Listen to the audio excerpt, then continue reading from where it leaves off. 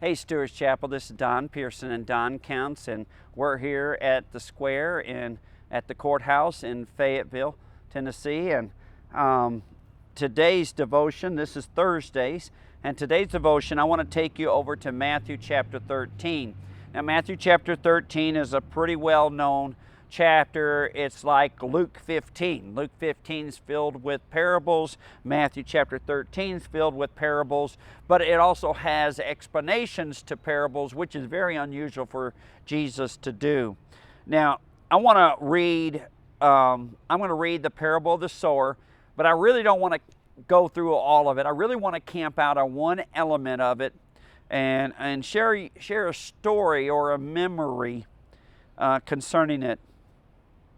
Chapter 13, verse 1 through 9, and then I'll read the explanation, chapter 18 through 23.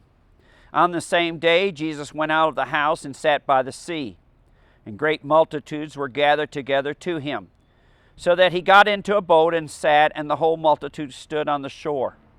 Then he spoke many things to them in parables, saying, Behold, a sower went out to sow. And as he sowed, some fell by the wayside, and the birds came and devoured them. The next section where the seed falls is the stony soil, and that's really where I want to camp out, is the stony soil.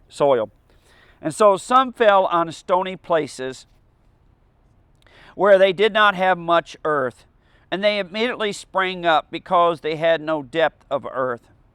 But when the sun was up, they were scorched, and because they had no root, they withered away. Some fell among thorns, and the thorns sprang up and choked them. But others fell on good ground and yielded a crop, some 100-fold, some 60, some 30. He who has an ear to hear, let him hear. Verse 18, Therefore hear the parable of the sower. When anyone hears the word of the Lord, or word of the kingdom, and does not understand it, then the wicked one comes and snatches away what was sown in his heart. This is he who received seed by the wayside. But he who received the seed on the stony places, this is he who receives the word and immediately receives it with joy, yet he has no root in himself, endures only a short while. For tribulation or persecution arises because of the word that he has received. And when that happens, he immediately falls away or stumbles. Now he who receives seed among the thorns is he who hears the word, and the cares of this world and the deceitfulness of riches choke the word, and he becomes unfruitful. But he who received the seed on the good ground is he who hears the word and understands it, who indeed bears fruit and produces some 100-fold, some 60, some 30. I want to focus in on the stony path.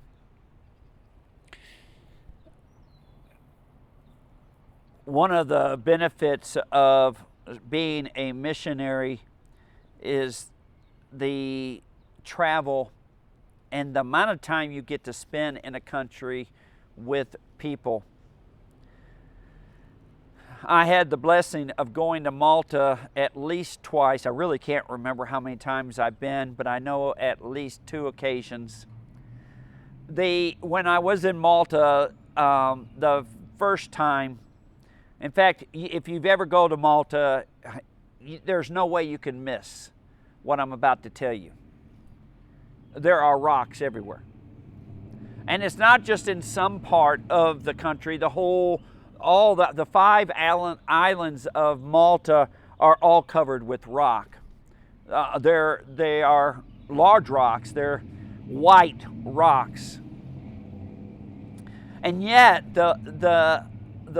Malta is a very fruitful country. The soil is very fertile. From literally centuries of gathering rocks, there are walls everywhere. Rock walls are built. The houses are built out of rock. They have gathered the rock that was a curse to the island, and they have made it productive. The rocks have become their roads, their their walls of protection, even back when the Turks invaded and when the knights guarded Malta. The walls are huge enough, piled with rocks, that whole chariots can go around the walls of many of the cities. It's a beautiful, beautiful country, but it's amazing what they've done with the rocks. I have noticed that it takes great labor for an individual, a great labor and a great commitment to take soil, to take a place that is so covered with rocks, to make it a fertile place. It wasn't done overnight, literally centuries. They would clear one spot and make it productive and do another. And through the centuries, they have built a beautiful country and have made it very productive. A few days ago, I shared with you about God's call for laborers, for us to pray for laborers. A laborer is not afraid to sweat, to work, to get blisters, to get calluses on their hand. A laborer is committed to an individual. And an individual that is filled with stones, they are committed to that individual faithfulness to take the time to remove the stones. For those of you that live in Tennessee, you probably have a better understanding of what I'm talking about. There's a reason why Tennessee is known for the song Rocky Top. On my farm, there are rock walls. That's probably more than a century ago. Someone stacked and made as walls to clean the hillsides and the valleys so that they could produce. People that live in Tennessee know that with some hard work, you can remove stumps and stones and make a ground fertile that wasn't before. There's all kinds of lost people. There are some, though, that require strong backs, that are willing to lift the heavy stones that are in their life and that come towards them, and willing to remove them. The problem is, I don't know whether most Christians are that committed. Most Christians prefer the easy soil, the place that requires less work.